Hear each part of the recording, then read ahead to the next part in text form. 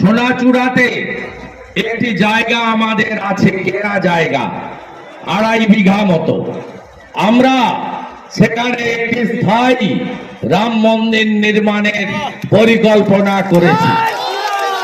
আগামী 6 এপ্রিল রামনবমীর দিন সেখানে ভিত পুজোর মধ্য দিয়ে সেখানে রাম মন্দির নির্মাণের কাজ শুরু হবে, যা 1 বছরের মধ্যে আমি আশা করি সম্পূর্ণ করতে পারবো।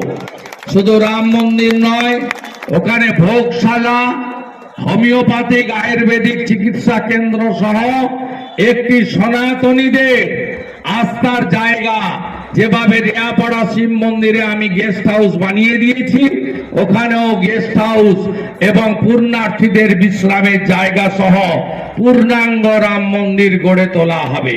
সবাই ভালো থাকবেন। বলছে ওখানে মন্দির করব, আমরা বলছি মন্দিরে কারুর কোনো আপত্তি নেই, মন্দির হবে, মন্দির হোক, মন্দির করুন, কিন্তু মানুষের কাছে, আন্দোলনের কাছে আমরা প্রতিজ্ঞাবদ্ধ।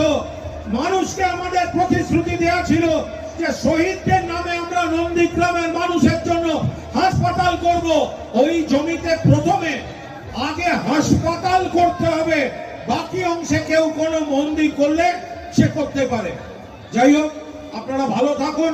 বছর